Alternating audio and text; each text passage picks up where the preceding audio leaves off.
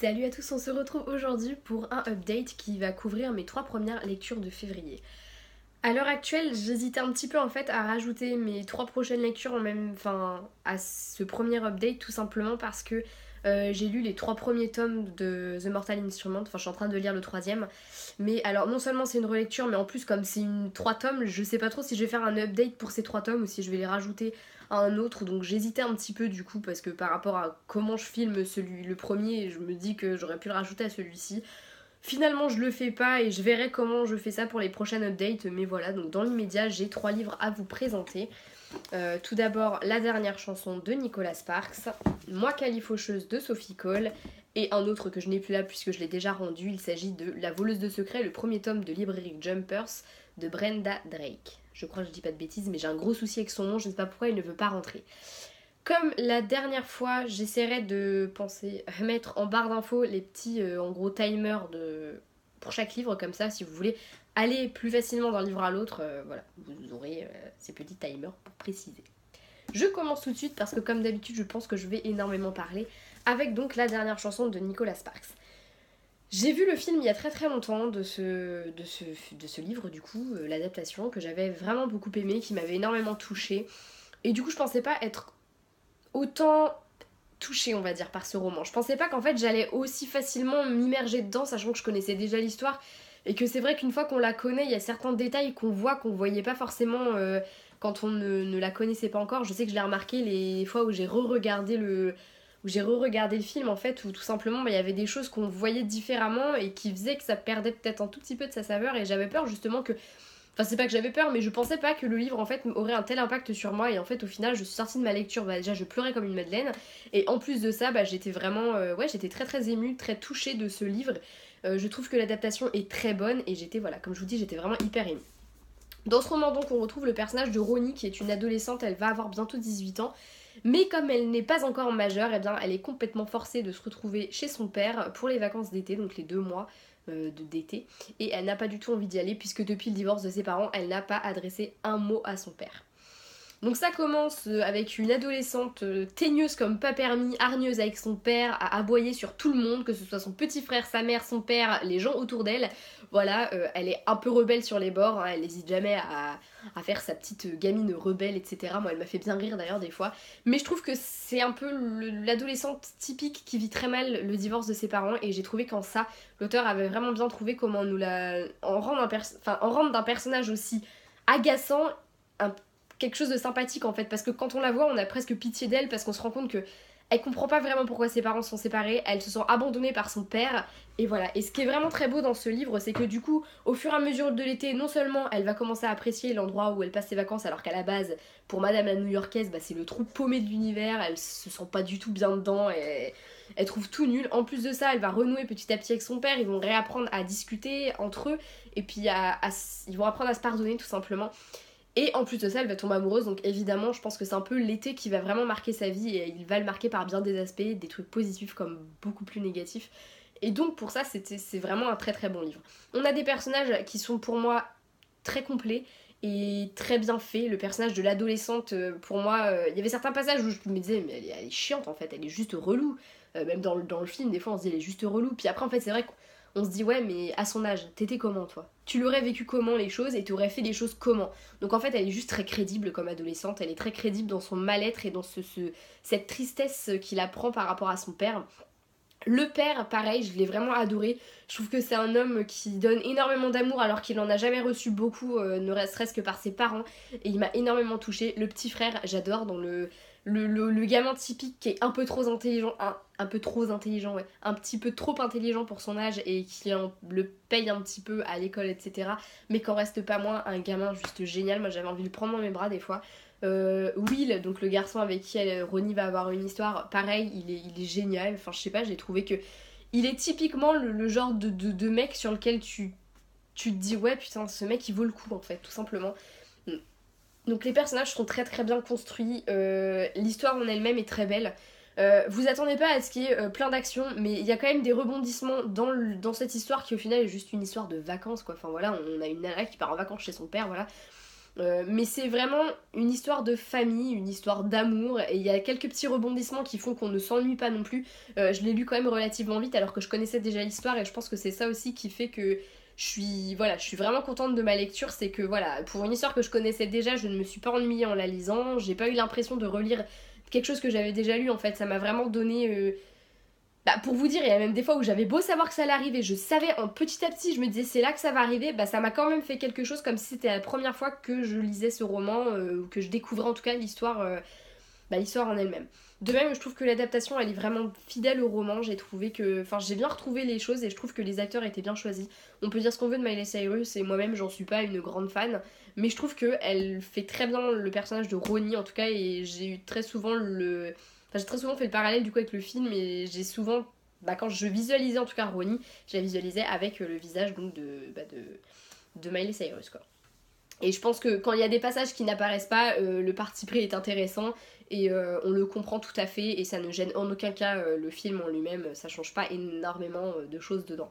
Donc pour moi c'était vraiment un sans faute pour ce roman, je m'attendais pas du tout à l'apprécier autant, mais j'ai vraiment été touchée. Donc si vous avez lu des Nicholas Sparks et que vous avez lu celui-ci, n'hésitez pas à m'en conseiller qui pourrait y ressembler, et si vous ne l'avez pas lu, n'hésitez vraiment pas à le lire parce qu'il est vraiment super sympa et la plume de l'auteur est très agréable, ses personnages tout autant, et c'est vraiment un roman touchant.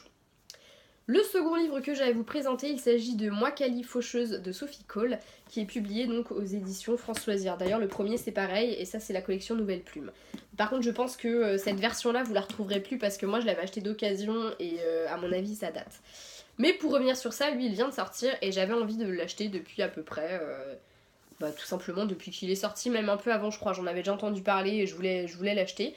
Du coup bah là j'avais 5 € de réduction et bah, j'en ai profité sur ce livre là, et je regrette pas de l'avoir acheté avec cette réduction parce que sinon je pense que je l'aurais un peu plus mal vécu de l'avoir acheté parce que personnellement ça n'a pas fonctionné sur moi. Moi Califocheuse je n'ai pas aimé, voilà tout simplement. Je vais même pas essayer de vous dire que ah bah j'ai bien aimé, et non, mais il y avait des trucs, enfin voilà, je vais pas m'embrouiller à essayer de vous dire j'ai bien aimé mais pas trop. Non, j'ai pas aimé tout simplement, j'ai pas accroché. On retrouve dans ce roman donc Cali, comme on l'aurait deviné avec le titre, qui est une jeune femme tout à fait égoïste, égocentrique, hargneuse, égoïste, je l'ai déjà dit, odieuse, c'est ça le mot que je cherchais. Voilà, elle est parfaitement odieuse et c'est une vraie garce même avec les gens qu'elle aime, que ce soit sa famille ou ses amis. Et le jour où elle va mourir à l'âge de 25 ans, bah malheureusement, bah elle va pas au paradis quoi. Le mec il lui dit bah non mais non tu rêves ma grande. Évidemment, elle n'a pas franchement envie d'aller rôtir en enfer, du coup, qu'est-ce qu'elle fait? Et ben, elle va accepter un boulot de démon faucheur. Donc voilà, jusque-là, l'histoire en elle-même est plutôt intéressante. On a une idée de personnage, ouais, pourquoi pas, on se dit après tout, voilà. On a une mythologie qui en elle-même m'a plu, hein. Honnêtement, l'univers dans lequel on est plongé m'a plutôt plu. On a vraiment un peu une réécriture aussi de la création du monde, même si d'ailleurs, c'est dans ce passage-là que moi, il y a une grosse phrase qui m'a dérangée, mais je vais pas faire polémique là-dessus, voilà, je laisse tomber. Mais voilà, il y a des choses très intéressantes dedans, mais pour moi, c'est pas assez développé. De toute façon, déjà, avec ça, voilà, c'est pas. Vous voyez, la dernière chanson, Moi, Cali Faucheuse. Il est vraiment très court en fait comme roman, et il y a plus de 2 ans, enfin, il y a quasiment 2 ans, je crois, qui se déroule en aussi peu de pages. Donc il y a vraiment des passages qui vont très très très vite, trop vite en fait. Pour moi, ça allait beaucoup trop vite. Je me suis pas du tout attachée au personnage, j'ai pas eu l'impression. Enfin, il y avait quelque chose qui me dérangeait, qui fait que moi, les personnages, j'ai pas accroché. Il y a eu quelques incohérences qui m'ont pas vraiment plu. Il y avait, ouais, ça allait trop vite pour moi, tout simplement. Moi, j'aime bien des fois quand l'auteur prend le temps de vraiment développer des scènes, etc. Et j'aurais préféré que ce soit un peu plus raccourci dans le temps, ou à la rigueur, en fait, qu'elle nous fasse clairement une ellipse. Parce que là, j'avais l'impression qu'en fait, il y avait 6 semaines qui passaient en un paragraphe, et puis 3 mois en un autre paragraphe, et j'ai pas apprécié en fait. J'aurais limite préféré qu'il y ait un long moment où on suive, ben voilà, ou qu'il soit peut-être même un petit peu long, et qu'après on ait une ellipse de, je sais pas moi, 1 an, et hop, on reprend le truc directement. J'aime autant quand les auteurs font ça en fait. Que là, on avait l'impression qu'en fait, en un paragraphe, elle sautait 6 mois de temps, et moi, ça m'a dérangé dans ma lecture. Enfin, elle apprend à devenir démon faucheur, et on aimerait bien en fait suivre ce qui se passe à ces moments-là, et on peut pas. Et moi, non, j'ai pas du tout accroché, j'ai pas. Au final, les personnages ne m'ont pas plu. Il y a un semblant d'histoire, il y a des semblants d'histoire d'amour qui m'ont pas touché du tout. Il y a des morts qui auraient dû me toucher et qui ne m'ont pas touché. Il y a aucun personnage que j'ai apprécié vraiment. Alors qu'ils ont des bonnes bases et c'est des personnages que je devrais apprécier dans un autre roman. Je pense que je les apprécierais. Et là, ben, ça n'a pas fonctionné pour moi, alors bah tant pis, j'ai envie de vous dire, mais voilà, je suis un peu déçue du coup, parce que j'en attendais pas mal de ce roman, parce que j'en avais entendu que du bon, notamment sur Instagram, où j'ai découvert son titre, que je l'ai découvert tout court d'ailleurs. J'en attendais beaucoup, peut-être trop en fait, tout simplement, et j'ai été hyper déçue, donc voilà, pour moi ça n'a pas fonctionné, c'est trop rapide en fait, je pense, et du coup, bah ça m'a empêché de vraiment m'intéresser aux personnages et de vraiment me sentir touchée par eux, et ouais, c'est dommage.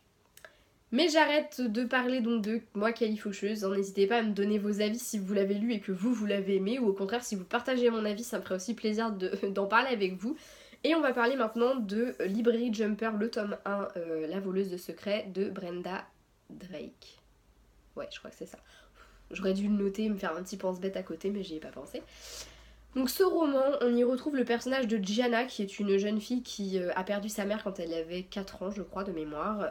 Voilà, elle garde un souvenir assez ému de sa mère et au final assez flou. Hein. Elle est élevée par un beau-père, pareil, elle n'a jamais connu son père, mais elle s'en est jamais trop formalisée puisqu'elle s'entend très bien avec son beau-père. Un jour, alors qu'elle l'été débute et qu'elle est à l'école, non, à la bibliothèque avec ses amis, elle va voir un garçon disparaître dans un livre. De là va commencer toute une aventure quand elle se rend compte qu'elle-même peut voyager à travers les livres. Elle va découvrir qu'elle fait partie d'un monde complètement à part du nôtre et qu'elle fait partie des sentinelles qui doivent donc protéger le monde des humains de cet autre monde parallèle. On se déplace d'un monde à l'autre, entre autres par les livres. Enfin, c'est un peu plus compliqué que ça, mais voilà, pour comprendre, on va dire ça comme ça.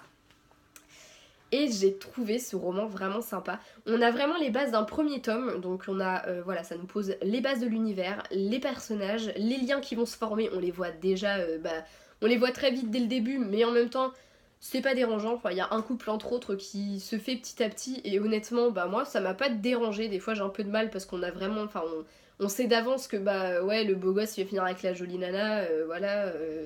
L'héroïne elle va se taper tel mec, etc. Mais là pour le coup ça m'a pas dérangé plus que ça parce qu'on voit un peu déjà les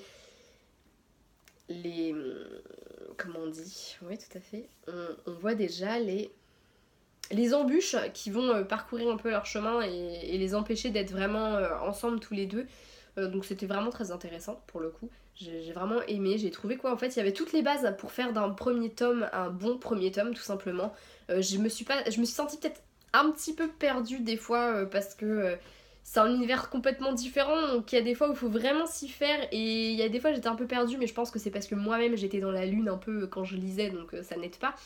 Mais sinon globalement ça se suit plutôt bien, les personnages sont vraiment sympas, j'ai bien aimé le personnage de Gianna, je trouve que c'est une jeune fille super super intelligente et j'ai trouvé qu'en même temps bah forcément elle débarque dans un monde qu'elle ne connaît pas donc elle a peur et c'était vraiment bien retranscrit en fait. On n'avait pas cette nana qui rentre dans le monde, allez vas-y je vais buter du démon alors qu'elle a jamais fait ça de sa vie. Là on a vraiment cette impression en fait de peur qu'on ressent vraiment très bien et pour ça c'est pas mal parce que c'est vrai que c'est trop fréquent l'héroïne qui débarque dans un monde qu'elle connaît pas mais en 2-2 elle est capable de buter un mec comme ça, oh là là ah mais je m'en fous j'ai du sang de truc dans les veines.